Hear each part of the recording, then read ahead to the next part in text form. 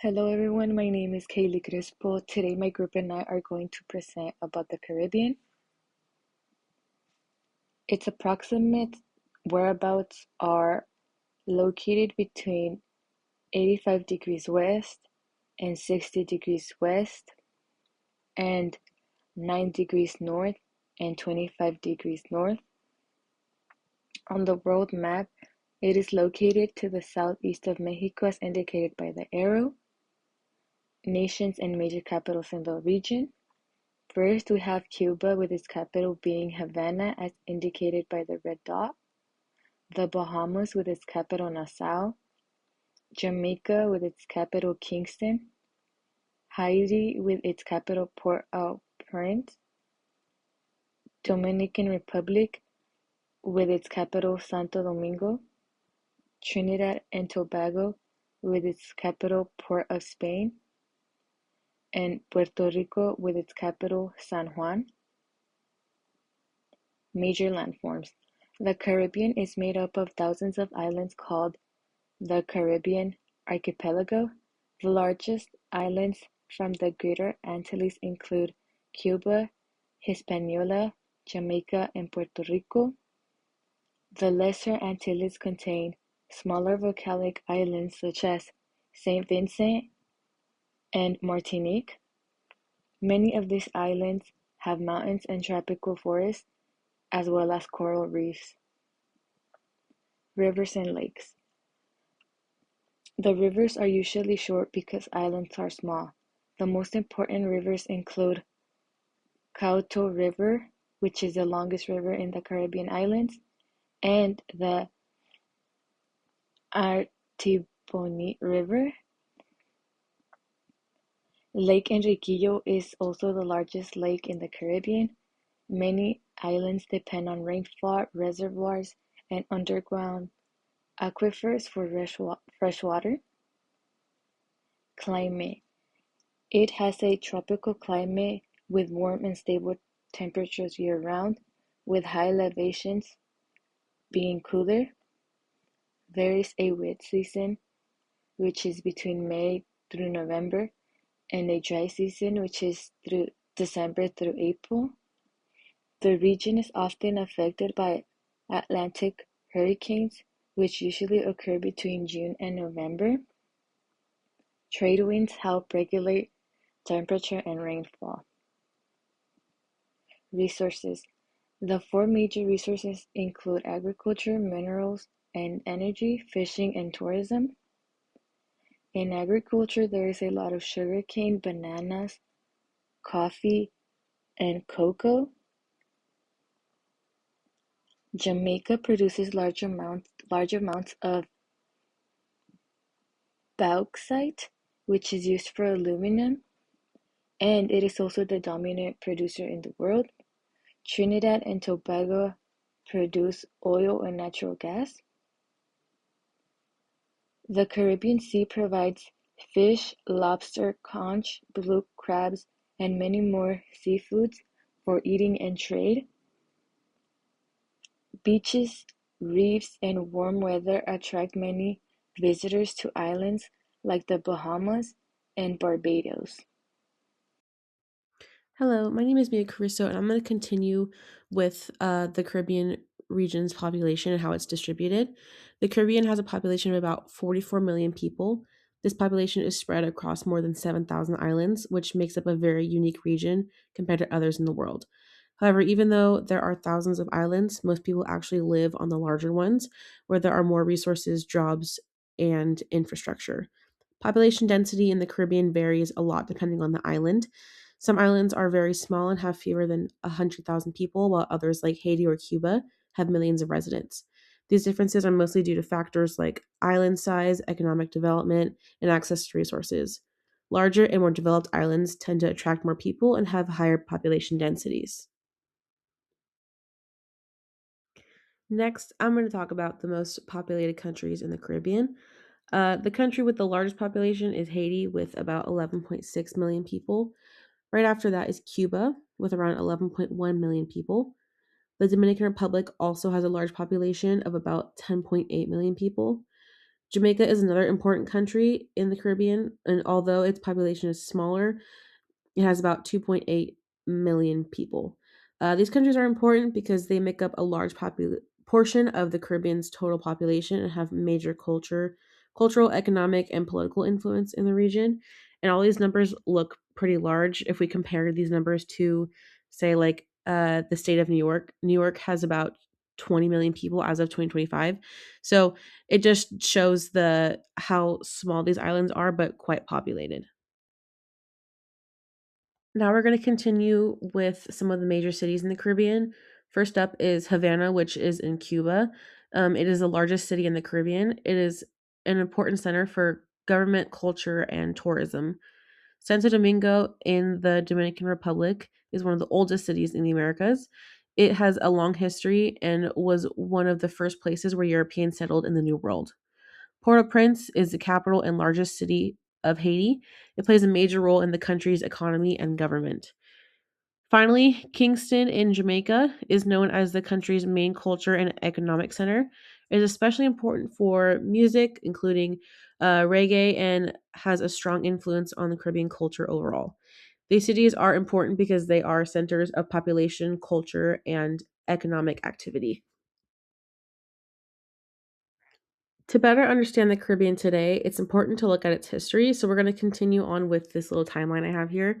The first box is before 1492. The Caribbean islands were inhabited by indigenous groups such as the Taino, the Arawak, and the Carib peoples. They had their own cultures, languages, and ways of life. The next box is 1492. That's when Christopher Columbus arrived in the Caribbean, which marked the beginning of European exploration and colonization. And then the third box, from the 1500s to the 1800s, European countries like Spain, Britain, France, and the Netherlands established colonies in the region. They created plantation economies and relied heavily on enslaved Africans. The fourth box is 1804. Haiti became the first independent Caribbean nation after a successful slave revolt, which was a major historical event. And then the last box is uh, later in the 1900s to 1980s. Many Caribbean nations gained independence from European colonial powers. This shaped the modern political system we see today. This next part, we're going to look over the languages spoken. Languages in the Caribbean reflect its history of colonization and former colonial powers. First up is Spanish. It's spoken in countries like Cuba, Puerto Rico, and the Dominican Republic. English is spoken in places like Jamaica and Barbados, as well as several other islands. French is mainly spoken in Haiti and some nearby territories. Dutch is spoken on islands like Aruba. In addition to these, many people speak uh, Creole languages. These are unique languages that blend European languages with African influences. They developed during the colonial period that are still widely used today. This mix of languages shows how diverse the Caribbean is culturally. We're going to continue on with religion. Religion is another important part of the Caribbean culture. The most common religion in the Caribbean is Christianity, especially Roman Catholic and Protestant denominations. The image right next to us is the example of some Roman Catholics. However, religion in the Caribbean is also influenced by African and indigenous traditions. For example, voodoo is practiced in Haiti and Santeria developed in Cuba. These are Afro Caribbean religions that combine elements of African beliefs with Christianity. Religion plays a major role in everyday life, including traditions, holidays, and cultural identity across the region. Next is culture and social customs. The Caribbean has a very rich and diverse culture. First box we're going to go over is the cultural influences. Um, they come from a mix of African, European, and indigenous traditions. This is mainly due to colonization and migration over time. Next is family and community. Um, they are extremely important to Caribbean societies. Many people live in close knit communities where relationships and support systems are strong. Next topic is food traditions. It's also a big part of Caribbean culture. It reflects a blend of different influences and often includes tropical ingredients and bold spices. Popular dishes include jerk chicken, rice and peas, and roti. And then last topic is festivals and celebrations. They are another key part of life in the Caribbean. Events like Carnival and Gincano include music, dancing, colorful costumes. These celebrations bring people together and highlight the region's cultural diversity. Next up, we have political structures, organizations, and issues. Most Caribbean countries have democratic forms of government. This means people can vote and participate in elections. So, for example, there's federal systems with national, state, and local governments, separation of powers, executive, legislative, and judicial branches. Um, there are also political organizations, including major political parties, interest groups, and non governmental organizations, also known as NGOs. These groups help influence decisions and policies. Some major political issues in the region include voting rights, and election security, immigration policies, healthcare and education policies, political polarization, and government spending. In addition, political polarization and government spending are also ongoing concerns in many of the countries now. Now we have economic organization and development, and we have these divided into three separate columns. Many Caribbean countries have mixed economies. This means they combine elements of capitalism with government regulation. Private businesses are responsible for most production and services, but the government still plays a role in regulation of the economy. The level of development varies across the region, but some countries have developed economies with growing infrastructures and tourism industries. However, there are still challenges. These include income inequality, job changes due to technology, inflation, and the rising cost of living. Access to affordable housing and healthcare is also an important issue in many Caribbean nations. Overall, while the Caribbean has strong cultural and economic potential, it continues to face challenges that affect its development. Many of the issues facing the Caribbean are historically tied to colonial rule within the region. What colonial rule did was destroy economic stability through practices like destruction of food sovereignty within these nations.